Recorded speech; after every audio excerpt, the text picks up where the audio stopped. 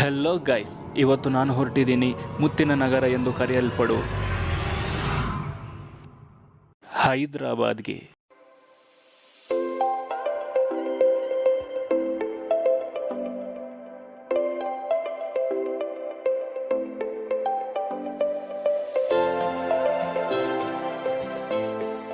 ನಮಸ್ಕಾರ ಫ್ರೆಂಡ್ಸ್, ಎಲ್ಲರೂ ಹೆಂಗಿದ್ದೀರಾ? ಚೆನ್ನಾಗಿದ್ದೀರಾ? ನಾನು ಕೂಡ ಚೆನ್ನಾಗಿದ್ದೀನಿ. ಇವತ್ತು ನಾನು ಮೆಜೆಸ್ಟಿಕ್ ರೈಲ್ವೆ ಸ್ಟೇಷನಲ್ಲಿದ್ದೀನಿ. ಯಾಕಂದರೆ ಹೈದರಾಬಾದ್ಗೆ ಹೋಗ್ತಿದ್ದೀನಿ. ಇಂಡಿಯನ್ ಐಡಲ್ ಸೀಸನ್ 3 ತೆಲುಗು ಆಡಿಷನ್ಸ್ಗೆ ಹೋಗ್ತಿದ್ದೀನಿ.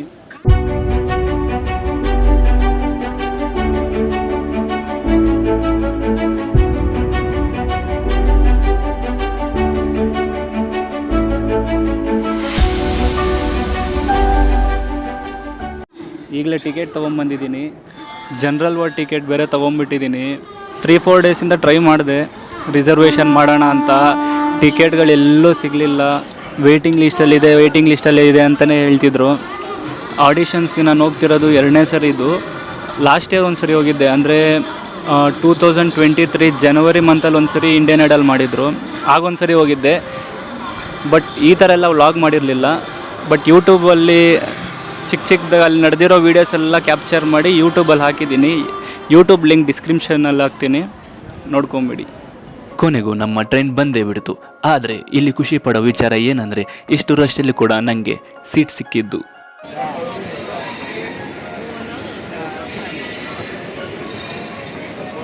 ನಾನು ಟ್ರೈನಲ್ಲಿ ವಿಡಿಯೋ ಮಾಡ್ತಿದ್ದನ್ನು ನೋಡಿ ಪಕ್ಕದಲ್ಲಿರೋರು ನನ್ನ ಕನ್ಫ್ಯೂಷನಲ್ಲಿ ನೋಡ್ತಿದ್ರು.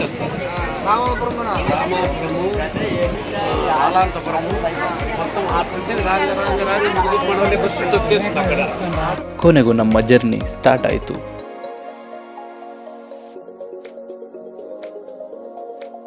ಜರ್ನಿ ಸ್ಟಾರ್ಟ್ ಆಗಿ ಸ್ವಲ್ಪ ಹೊತ್ತಿಗೆ ಕತ್ಲು ಕೂಡ ಆಯಿತು.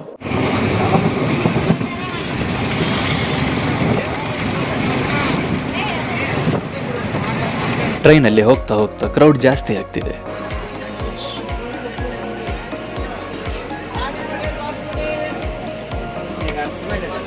ಟೈಮ್ ಈಗ 10:15. ನಾನು ಬೆಳಿಗ್ಗೆವರೆಗೂ ಸರ್ವೈವ್ ಆಗಬೇಕು ಅಂದರೆ ಏನಾದರೂ ಒಂದು ತಿನ್ನಲೇಬೇಕು. ಟ್ರೈನಲ್ಲಿ ಬೇಲ್ಪೂರಿ ತಿಂದಿಲ್ಲ ಅಂದರೆ ಆ ಜರ್ನಿ ಯಾವತ್ತಿದ್ರೂ ಇನ್ಕಂಪ್ಲೀಟ್.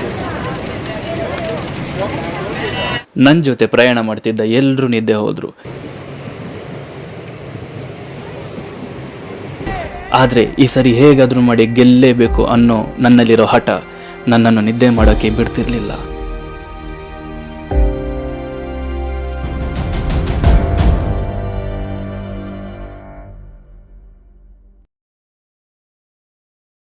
ಫೈನಲಿ ನಾನು ಕಾಚಿಗೂಡ ರೈಲ್ವೆ ಸ್ಟೇಷನಲ್ಲಿ ಇಳಿದಿದ್ದೀನಿ. ಇಲ್ಲಿಂದ ನನ್ನ ಆಡಿಷನ್ ಪ್ಲೇಸ್ಗೆ 4 ಕಿಲೋಮೀಟರ್ಸ್. ಆದರೆ ನಾನು ಮೊದಲು ಮಾಡಬೇಕಾಗಿರೋ ಕೆಲಸ ಮುಖ ತೊಳ್ಕೊಂಡು ಫ್ರೆಶ್ ಆಗಬೇಕು. ಸೊ ನಾನು ವಿಡಿಯೋ ಆಫ್ ಮಾಡಲೇಬೇಕು. Good morning friends. ಈಗಲೇ ಟ್ರೈನ್ ಇಳಿದಿದ್ದೀನಿ. ಮುಖನೂ ತೊಳ್ಕೊಂಡು ಬರ್ತಾಯಿದ್ದೀನಿ. ನಡ್ಕೊಂಡು ಹೋಗ್ತಿದ್ದೀನಿ ಆಡಿಷನ್ಸ್ ಪ್ಲೇಸ್ಗೆ. ಎಲ್ಲಾದರೂ ಹೋಟ್ಲಿದ್ರೆ ಟಿಫನ್ ಮಾಡಿಕೊಂಡು ಅಲ್ಲಿಗೆ ಹೋಗೋದು ಆಡಿಷನ್ಸ್ಗೆ. ಹೀಗೆ ಮಾತಾಡ್ಕೊಂಡು ಬರೋವಾಗ ನನಗೆ ಒಂದು ಬಿರಿಯಾನಿ ಅಂಗಡಿ ಕಾಣಿಸ್ತು. ಈ ಅಂಗಡಿಲಿ 1 ಪ್ಲೇಟ್ ಬಿರಿಯಾನಿ 180 ರೂಪೀಸ್. ಇದೆಲ್ಲ ಯಾಕೆ ಹೇಳ್ತಿದ್ದೀನಿ ಅಂದರೆ, ನಾನು ಲಾಸ್ಟ್ ಟೈಮ್ ಹೈದರಾಬಾದ್ಗೆ ಬಂದಾಗ ನನಗೆ ಮೊದಲು ಕಾಣಿಸಿದ ಬಿರಿಯಾನಿ ಅಂಗಡಿ ಇದೆ. ಬಿರಿಯಾನಿ ಮೇಲೆ ಜಿಗುಪ್ಸೆ ತರಿಸಿದ ಅಂಗಡಿ ಕೂಡ ಇದೆ.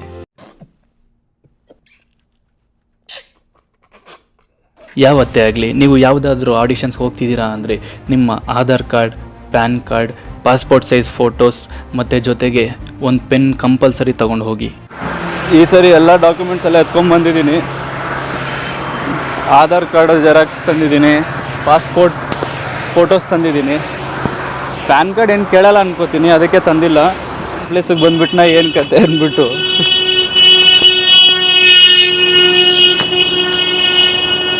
ಇವನು ಯಾಕೆ ಹಿಂಗೆ ಹೊಡಿತಾವನು ಹಾರನ್ನು? హలో ఆడు నుంచి గుద్దులో పెడతాను కొడక పాప గుద్దులదంతే గద్దలో ఎగురుతో మాట్లాడుతానా ಛತ್ರ ಕೊಡಕ దిగి. ಬಟ್ ಈ ಸರಿ ಸೆಲೆಕ್ಟ್ ಆಗಲೇಬೇಕು ಅನ್ನೋ ಹಠದಲ್ಲಿ ಬಂದಿದ್ದೀನಿ. ಪ್ರಾಕ್ಟೀಸ್ ಎಲ್ಲ ಮಾಡಿದ್ದೀನಿ. ಲಾಸ್ಟ್ ಟೈಮ್ ಅಷ್ಟೊಂದು ಇಂಟ್ರೆಸ್ಟಾಗಿ ಏನು ಬಂದಿಲ್ಲ. ನಾನು ಹೆಂಗಿರುತ್ತೆ ನೋಡ್ಕೊಂಡು ಹೋಗೋಣ ಅಂತ ಬಂದಿದ್ದು. ಬಟ್ ಈ ಸರಿ ಎಲ್ಲ ಪ್ರಾಕ್ಟೀಸ್ ಮಾಡಿದ್ದೀನಿ ಚೆನ್ನಾಗಿ. ಯಾವ ಹಾಡು ಆಡ್ತೀನಿ ಅಂತ ಮಾತ್ರ ಕೇಳಿಬಿಡಿ, ಹೇಳ್ತೀನಿ. ಆದರೆ ಈಗಲ್ಲ. ನಾನು ನೋಡಿ ಗೂಗಲ್ ಮ್ಯಾಪ್ಸ್ ಆನ್ ಮಾಡ್ದೇನೆ ರೂಟ್ ನೋಡ್ದೇನೆ ನಡ್ಕೊಂಡು ಹೋಗ್ತಿದ್ದೀನಿ, ಎಲ್ಲಿಗೆ ಹೋಗ್ತಿದ್ದೀನಿ ಅಂತಲೇ ಗೊತ್ತಿಲ್ಲ. ನನಗೆ ದಾರಿ ಗೊತ್ತಾಗ್ತಿಲ್ಲ ಅಂತ ಹೇಳಿದ ತಕ್ಷಣ ಆ ದೇವರೇ ಪ್ರತ್ಯಕ್ಷ ಆದರು. ಆಹಾ, ಇಲ್ಲಿ ನೋಡಿ, ಇಲ್ಲಿ ವಿನಾಯಕ ಟೆಂಪಲ್ ಇದೆ. ಬನ್ನಿ ತೋರಿಸ್ತೀನಿ. ನಮ್ಮ ವಿನಾಯಕನನ್ನು ತೋರಿಸ್ತೀನಿ ಬನ್ನಿ.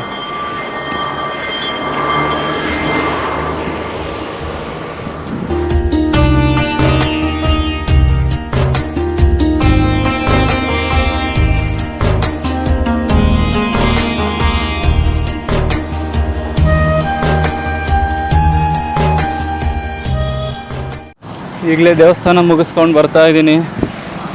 ನೀವು ಒಂದು ಅಬ್ಸರ್ವ್ ಮಾಡಿದ್ರಾ, ಗೂಗಲ್ ಮ್ಯಾಪ್ ಹಾಕಿಲ್ಲ, ನನಗೆ ದಾರಿ ಗೊತ್ತಾಗ್ತಿಲ್ಲ ಅಂತ ಹೇಳಿದ ತಕ್ಷಣ ನಮ್ಮ ಗಣೇಶ ಪ್ರತ್ಯಕ್ಷ ಆಗ್ಬಿಟ್ರಪ್ಪ. ಆದರೂ ನಮ್ಮ ದೇವ್ರದ್ದು ಟೈಮಿಂಗು. ದಾರಿ ಗೊತ್ತಾಗ್ತಿಲ್ಲ, ದಾರಿ ಕಾಣಿಸ್ತಿಲ್ಲ ಅಂದಿದ ತಕ್ಷಣ ಪ್ರತ್ಯಕ್ಷ ಆಗ್ಬಿಡ್ತಾರೆ. ಇನ್ನೊಂದು ಏನಂದರೆ, ಆಡಿಷನ್ಗೆ ಹೋಗೋ ಮುಂಚೆ ಏನೇ ಕೆಲಸ ಇರಲಿ ಹೊಟ್ಟೆ ತುಂಬ ಊಟ ಮಾಡಿಕೊಂಡೇ ಹೋಗಿ.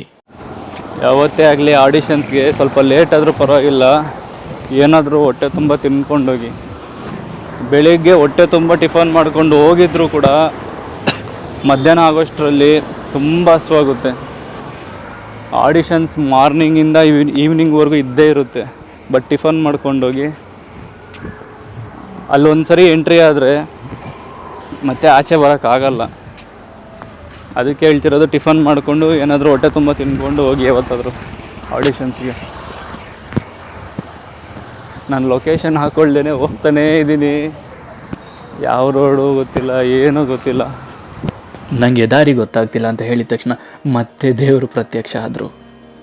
ನೋಡೋಣ, ನೋಡಿ ದಾರಿ ಕಾಣ್ತಿಲ್ಲ ಅಂತ ಹೇಳಿದ್ರೆ ಮತ್ತೆ ವಿನಾಯಕನ ಟೆಂಪಲ್ ಒಂದು ಕಾಣಿಸ್ತು ನೋಡಿ ಇಲ್ಲಿ.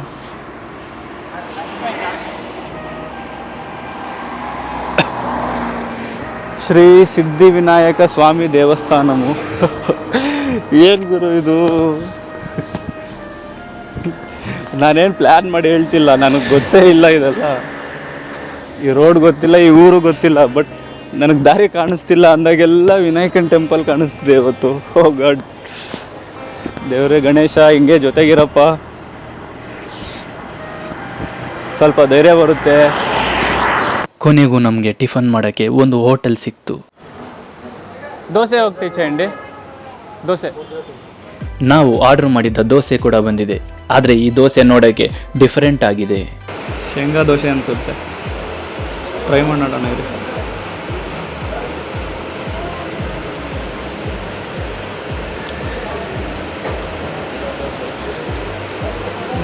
ಪರವಾಗಿಲ್ಲ, ಚೆನ್ನಾಗಿದೆ.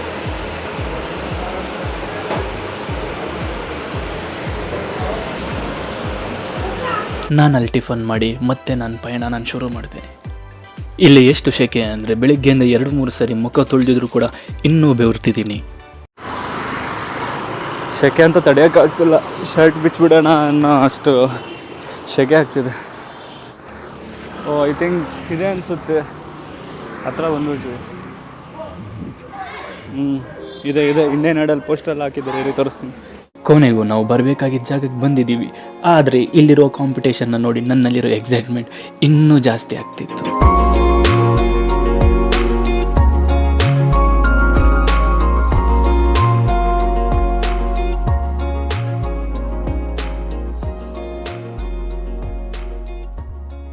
ನಾವೀಗ ಒಳಗಡೆ ಹೋಗಬೇಕು ಅಂದರೆ ನಮ್ಮ ಆಧಾರ್ ಕಾರ್ಡ್ ಮತ್ತು ಪಾಸ್ಪೋರ್ಟ್ ಸೈಜ್ ಫೋಟೋ ತೋರಿಸಲೇಬೇಕು, ಇಲ್ಲಾಂದರೆ ನೋ ಎಂಟ್ರಿ.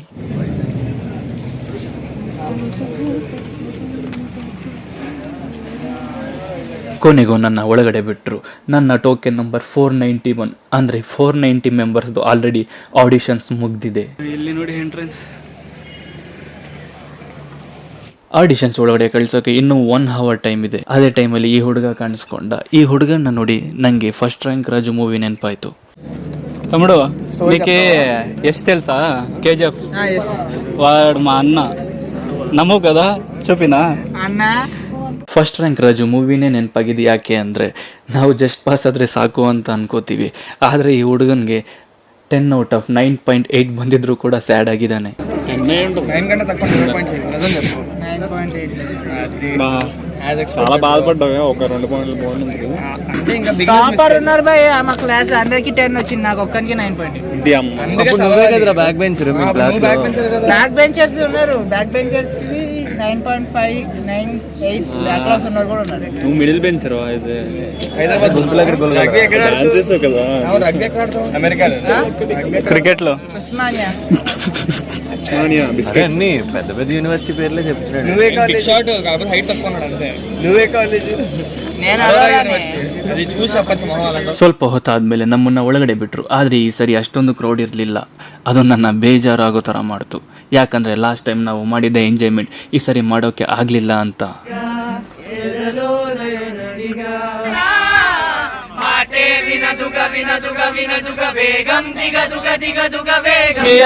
ಚನ್ನ ಮೇರೆ ಯಾ ಮೇರೆ ಯಾ ಚನ್ನ ಮೇರೆ ಯಾ ಮೇರೆ ಯಾ ಕೇಸರಿಯಾ ತೇರಾ ಇಶ್ಕ್ ಹೈ ಪಿಯಾ ಓ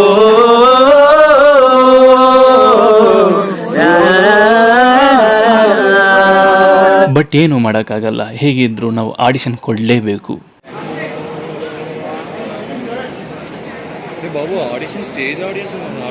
ಇದನ್ನು ಆಡಿಷನ್ ಫಾರ್ಮ್ ಅಂತ ಕರೀತಾರೆ. ಇದರಲ್ಲಿ ನಮ್ಮ ಪರ್ಸನಲ್ ಡೀಟೇಲ್ಸ್ ಮತ್ತು ನಮ್ಮ ಹಾಬೀಸ್ ಬರಿಬೇಕಾಗುತ್ತೆ.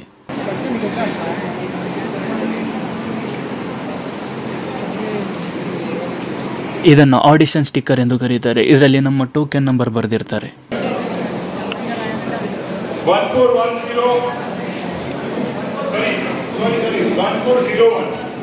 ಇಲ್ಲಿ ವೇಟ್ ಮಾಡ್ತಿದ್ದ ನಮ್ಮನ್ನು 10 ಮೆಂಬರ್ಸ್ ಆಗಿ ಡಿವೈಡ್ ಮಾಡಿ ಒಳಗಡೆ ಕಳಿಸ್ತಾರೆ. ಆಡಿಷನಲ್ಲಿ ಕೂತಿದ್ದ ಎಲ್ಲರ ಮೈಂಡಲ್ಲಿ ಓಡ್ತಿದ್ದು ಒಂದೇ, ಚೆನ್ನಾಗಿ ಹಾಡಬೇಕು ಗೆಲ್ಲಬೇಕು ಅಂತ.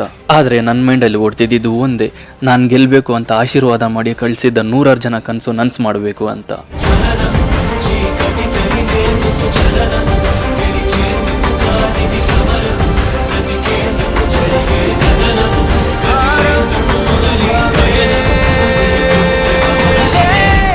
ಕೊನೆಗೂ ನನ್ನ ಒಳಗಡೆ ಸಾಂಗ್ ಹಾಡೋಕ್ಕೆ ಕರೆದ್ರು.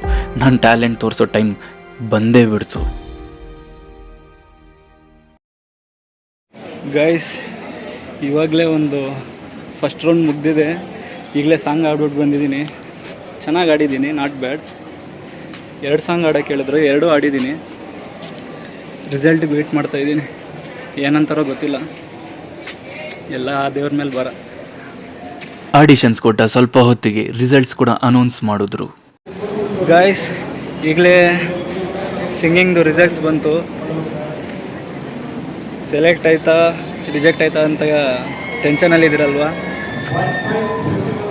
Result is successfully rejected.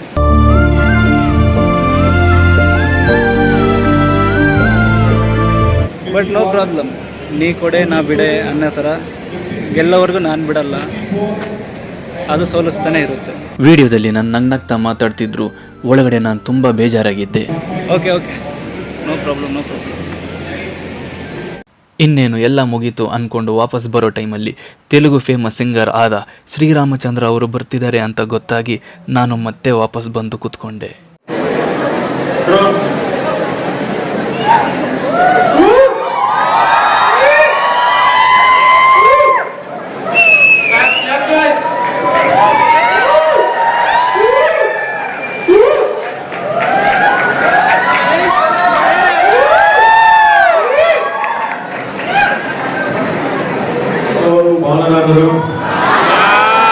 I know it's hot weather, I understand.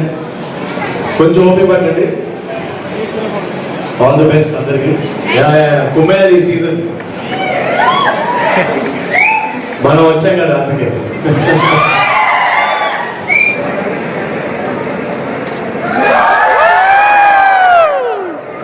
ಹೀಗೆ ಆಡಿಷನ್ ಶೂಟಿಂಗ್ ನೋಡ್ತಾ ನೋಡ್ತಾ ಕತ್ಲಾಗಿದ್ದೇ ಗೊತ್ತಾಗಲಿಲ್ಲ. ನೋಡಿ ಫ್ರೆಂಡ್ಸ್, ಟೈಮ್ 8 ಗಂಟೆ ಆಗ್ತಿದೆ. ಇನ್ನೂ ಆಡಿಷನ್ಗೆ ಹುಡುಗರು ಬರ್ತಾನೇ ಇದ್ದಾರೆ. ಎಷ್ಟು ಜನ ಇದ್ದಾರೆ ನೋಡಿ. ಇದೆಲ್ಲ ಮುಗಿಯೋಕ್ಕೆ ಒಂದು 10-11 ಗಂಟೆ ಆಗುತ್ತೆ ಟೈಮ್. ಹೀಗೆ ಆಡಿಷನ್ನಿಂದ ವಾಪಸ್ ಬರೋವಾಗ ನನಗೆ 3 ಇಯರ್ಸ್ ಬ್ಯಾಕ್ ಇನ್ಸ್ಟಾಗ್ರಾಮಲ್ಲಿ ಪರಿಚಯ ಆಗಿದ್ದ ಲಲಿತ್ ಅನ್ನೋ ಹುಡುಗ ಸಿಗ್ದ. ಹಾಯ್, ಹಲೋ, ನಮಸ್ತೆ. నేను 3 ఇయర్స్ బ్యాక్ పరిచయం అయ్యాను ఇన్స్టాలో.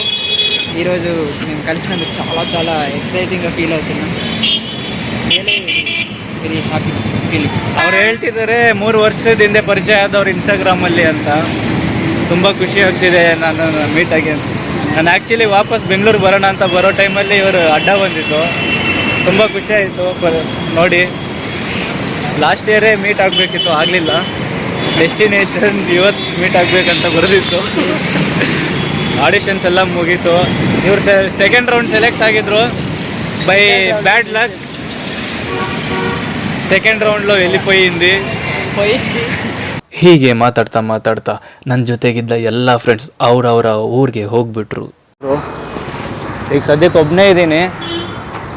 ಯಾವುದಾದ್ರೂ ಹಾಸ್ಟೆಲ್ ನೋಡಿಕೊಂಡು ಬೆಳಿಗ್ಗೆವರೆಗೂ ಇದ್ಬಿಟ್ಟು ಮತ್ತೆ ನಾವೇನಾದರೂ ನೋಡೋಂಗಿದ್ರೆ ನೋಡಿಕೊಂಡು ಬೆಂಗಳೂರಿಗೆ ಓಡೋದು. ಅದೇ ಈಗಲೇ ಒಬ್ರ ಹತ್ರ ಮಾತಾಡಿದೆ, PGs ಇದೆಯಾ ಸದ್ಯಕ್ಕೆ ಅಂತ. ಲೊಕೇಶನ್ ಕಳಿಸಿದ್ದಾರೆ. ನಾನಿರೋ ಜಾಗದಿಂದ ಒಂದು 2 ಕಿಲೋಮೀಟ್ರು ನಡ್ಕೊಂಡು ಹೋಗ್ತಾ ಇದ್ದೀನಿ. ಕೊನೆಗೂ ನಾನು ಹುಡುಕ್ತಿದ್ದಿದ್ದು PG ಸಿಕ್ತು. ನಾಳೆವರೆಗೂ ನಾನು ಸ್ಟೇ ಆಗಬೇಕಾಗಿರೋದು ಇಲ್ಲೇ.